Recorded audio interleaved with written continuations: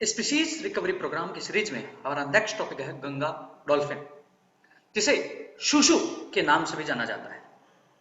यह हमारा राष्ट्रीय जलीय जीव पशु है और इस पर यूपीएससी 2 प्रश्न पूछ चुका है। एक तो प्रश्न उसने सीधा ही पूछा था, राष्ट्रीय जलीय जीव कौन सा, और उसने दूसरा जो क्वेश्चन पूछा वह स्पेसिफिक इस प्रोग्राम की जो बुकलेट है, जहां पर जो वाक्य लिखे हुए उसी को एकदम उठाकर प्रश्न पूछ लिया। और हम खोज रहे थे यूपीएससी कहां क्वेश्चन पूछ रहा है। फिर जब हम गंगा डॉल्फिन पढ़ रहे तो हमें अदर डॉल्फिन भी पढ़ने चाहिए, तो उसी पर यूपीएससी ने जो है इरावदी डॉल्फिन क्वेश्चन पूछ लिया। तो वह क्वेश्चन हम देखेंगे ताकि हम पता लगे कहां क्वेश्चन पूछ रहा है, और इसके साथ ही हम इस स्पीशीज का डिटेल भी पढ़ेंगे कि इस स्पीशीज के बारे में हमें क्या जानना चाहिए, क्या जानना है किसी भी स्पीशीज के बारे में। यह ओवरव्यू हमने पिछले लेक्चर्स में देखा था, जब हमने पहला ही स्पीशीज हिम तेंदुआ किया था, जिसमें मैंने बताया था कि इसी स्पीशीज के बारे में क्या क्या जानना है। जिसे मैंने बताया था, वापस रिवाइज करवा देता हूं। उस स्पीशीज की आयुषियन कैटेगरी क्या है, उस स्पीशीज की रेंज क्या है, कहां कहां मिलता है वैश्विक स्तर पर और भारत में। फिर उस स्पीशीज के लिए राष्ट्रीय और अंतरराष्ट्रीय कार्यक्रम है, तो वह भारत का जो एक्ट है 1972 उसकी कौन सी अनुसूची में है, और कुछ एक्सेप्शन जो हमें जानने चाहिए उस स्पीशीज के बारे में वह जानना चाहिए। तो यह ओवरव्यू हमें किसी स्पीशीज के बारे में जानना होता है जिस पर यूपीएससी पूछता ही पूछता है। अभी तक तो जितने हमने स्पीशीज किए 6 या 7, उससे आपको क्लियर हो गया होगा कि डायरेक्शन यूपीएससी की कुछ नहीं है, हमें केवल पिन पॉइंट फोकस करना है कहां से वह प्रश्न पूछ रहा है। इस स्पीशीज को हम करते हैं, बट यह हमारी एक फ्रेगमेंटेड अप्रोच है यूट्यूब पर। बट अगर आपको बेसिक फाउंडेशन की तैयारी करनी है तो आप एक ऑफलाइन की तरह लाइव क्लासेस लेकर स्ट्रक्चर्ड वे में पूरी तैयारी के लिए जो है अनअकैडमी का फाउंडेशन कोर्स ज्वाइन कर सकते हैं, जहां आपको live class, live test and which is structured formative courses और इनका अनलिमिटेड एक्सेस मिलेगा। इसके लिए प्लस और आइकॉनिक प्लेटफॉर्म ज्वाइन कर सकते हैं, जहां आप अमित जैन रेफरल कोड से आपको 10% ऑफ मिलेगा। चलिए हम देखते हैं स्पीशीज के बारे में। इसके साथ ही यहां पर ऑप्शनल कोर्सेज के लिए भी डेडिकेटेड अलग से चैनल है और ऑप्शनल की भी तैयारी करवाई जा रही है, इसे भी आप एक्सेस कर सकते हैं। चलिए देखते हैं स्पीशीज पर पहले प्रश्न, ताकि हमें अंदाजा हो हमें कैसे पढ़ना है, और उसके बाद इस स्पीशीज के बारे में डिटेल। यह प्रश्न सीधा सीधा 2015 में यूपीएससी ने पूछा है, राष्ट्रीय जलीय प्राणी कौन है। पहला क्वेश्चन इस स्पीशीज पर। दूसरा क्वेश्चन, गंगा डॉल्फिन की समष्टि में हरास के लिए शिकार चोरी के अलावा और क्या क्या संभव कारण है। 2014 जब 2014 में पूछा, इसी पर संभवतः इसने 2015 में ही वापस प्रश्न पूछ लिया। नदियों पर बांधों और बराजों का निर्माण, नदियों में मगरमच्छों के समष्टि में वृद्धि, संयोग से मछली पकड़ने के जालों में फंस जाना, नदियों के आसपास फसल खेतों में संश्लिष्ट उर्वरकों अन्य कृषि रसायनों का इस्तेमाल। अब सामान्य से देखेंगे लगेगा ये चारों ही सही है, बट मगरमच्छ जो है एक फ्लैगशिप स्पीशीज है।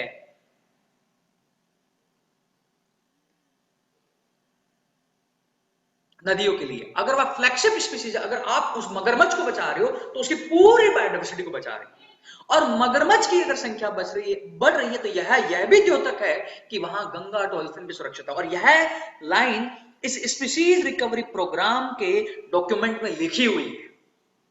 अब इसी पर यह तो डॉल्फिन पर पूछा, अब आजकल जो यूपीएससी प्रश्न पूछ रहा है विभिन्न स्पीशीज को मिलाकर जो प्रश्न पूछ रहा है, वहां पर भी कहीं भी ऐसा ऑप्शन दे सकता है। तो यहां पर जो है देखा कि यूपीएससी ऐसे स्पीशीज पर प्रश्न पूछ रहा है, और वह स्पीशीज मुख्यतः यही है या इसके आसपास आपको पढ़ना होता है। तो चलिए देखते हैं इस स्पीशीज के बारे में, जानते हैं इसकी स्पीशीज की। अगर हम आयुषियन कैटेगरी की बात करें तो यह है एंडेंजर्ड। पहला इसके बारे में फैक्ट।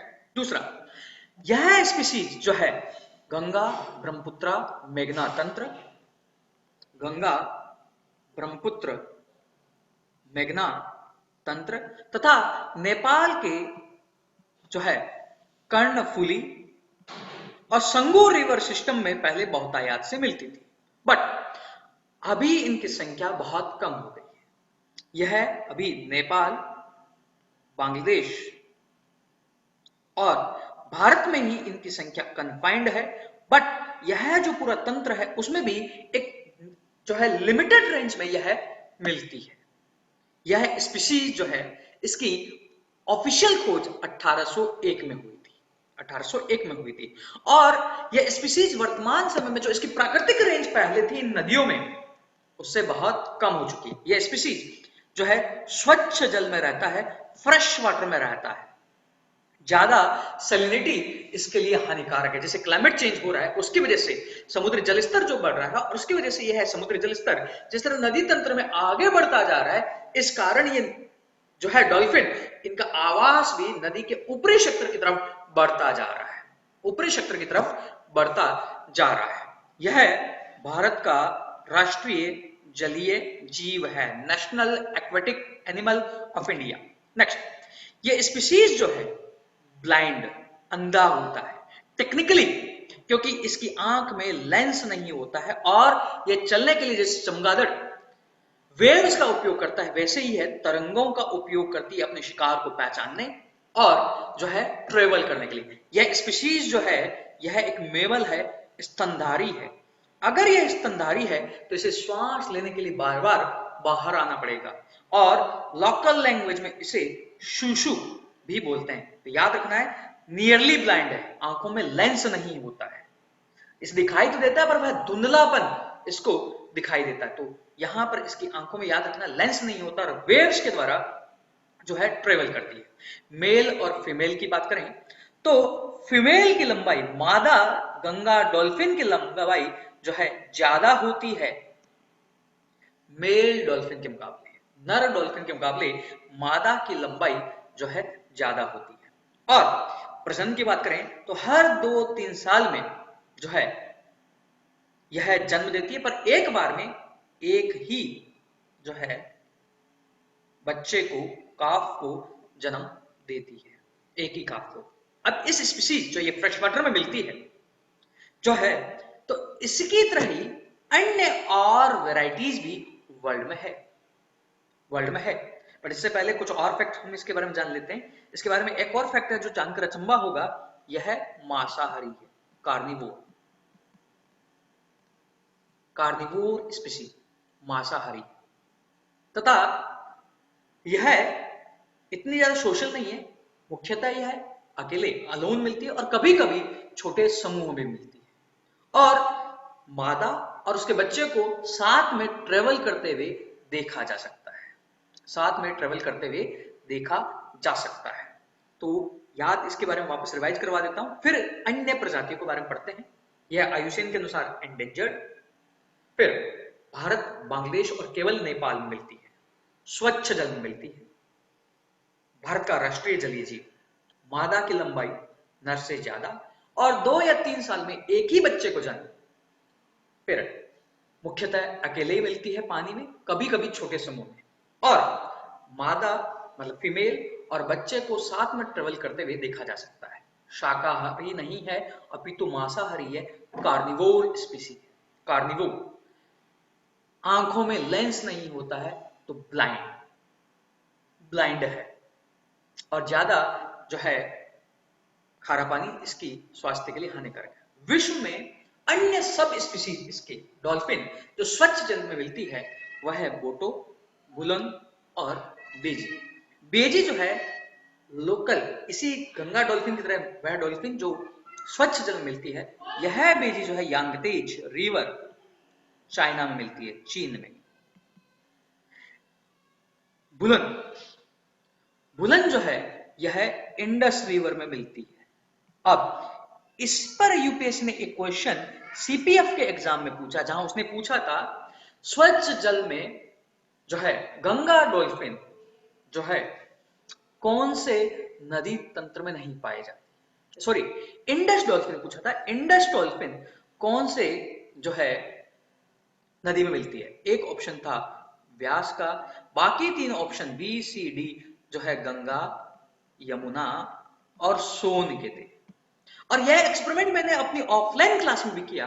मैक्सिमम लोगों ने इसका आंसर गंगा मारा, क्योंकि उन्होंने जब प्रश्न पढ़ा इंडस डॉल्फिन तो उन्हें इंडस याद नहीं रहा, याद रह गया डॉल्फिन, और डॉल्फिन देखकर सीधा उन्होंने आंसर मारा गंगा।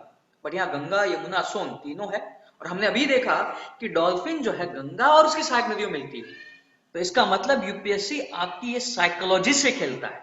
अगर आपने ये पूरा वर्ड नहीं पढ़ा तो आपसे ये क्वेश्चन नहीं होगा। तो जो लोग कहते हैं हमारा एक क्वेश्चन से प्रीलिम्स रुका, 2 क्वेश्चन से प्रीलिम्स रुका, वह इस पर काम नहीं करते हैं।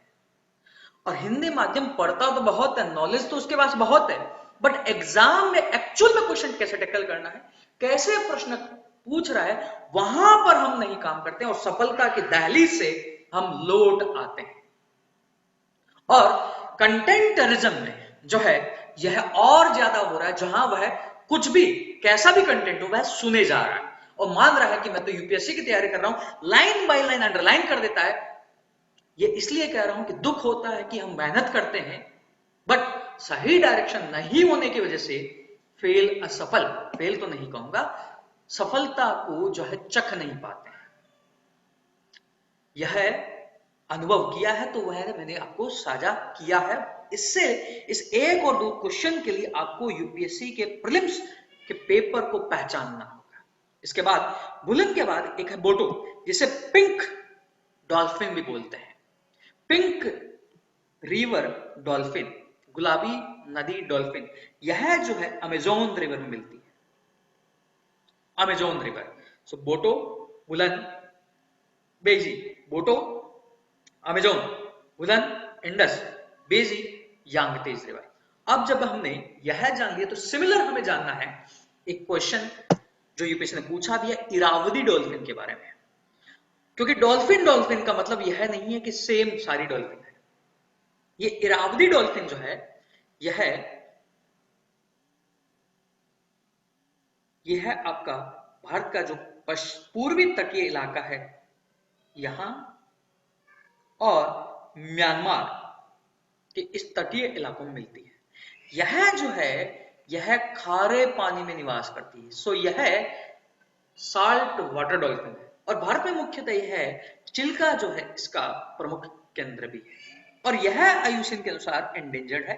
बट यह याद रखना है कि यह स्पीसीज रिकवरी प्रोग्राम जिसमें हम पढ़ रहे हैं उसका हिस्सा नहीं है। बट चूंकि हम गंगा डॉल्फिन पढ़ रहे हैं तो उसके सिमिलर हमें यह स्पीसीज पढ़ना है, क्योंकि यूपीएससी सिमिलर स्पीसीज को क्लब करके कंफ्यूजन हमारे दिमाग में क्रिएट करने की कोशिश करता है। जब हमारे पास वह प्रेशर है 2 घंटे का 9:30 से 11:30, क्योंकि यूपीएससी का प्रीलिम्स का पेपर एग्जाम हॉल के बाहर तो हमें बहुत आसान लगेगा, जहां हमें हर कोई कह रहा है पेपर तो बहुत आसान था, सबसे मुश्किल है 9:30 से 11:30, क्योंकि वहां 9:30 से 11:30 कंफ्यूजन क्रिएट किया जाता है और उस कंफ्यूजन को क्रिएट करने के लिए, उसे दूर करने के लिए, यूपीएससी पर ओवरकम करने के लिए, यूपीएससी पर जीत हासिल करने के लिए आपको ये सिमिलर पार्ट एक साथ पढ़ने होंगे, एक साथ देखना होगा कि कहां वह कंफ्यूजन क्रिएट कर सकता है और आप अपना वह कंफ्यूजन कैसे दूर कर सको। इसलिए मैं यहां इरावदी डॉल्फिन पढ़ा रहा हूं। याद रखना है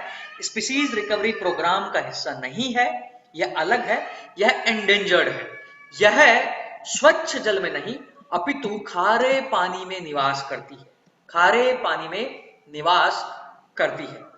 तो यहां पर जो यूपीएससी ने यह प्रश्न पूछा था 2019 में, अगर आपको इरावदी डॉल्फिन पता होता और इरावदी डॉल्फिन की यही कैरेक्टरिस्टिक्स पता होती कि यह स्वच्छ जल में नहीं अपितु खारे पानी में मिलती है, आप इस चंबल नदी को हटा देते। जो ही चंबल को हटाते, 2 हटाया, आंसर आ गया। 2019 के पेपर में कई लोगों ने बोला कि यूपीएससी में एलिमिनेशन वर्क नहीं कर रहा है। यह क्या है? एलिमिनेशन वर्क कर तो रहा है, बट हमने जो है इसको नहीं पढ़ा। तो इरावदी डॉल्फिन के बारे में जाना है, एंडेंजर्ड है, मुख्यतः तटीय इलाकों में, खारे पानी में।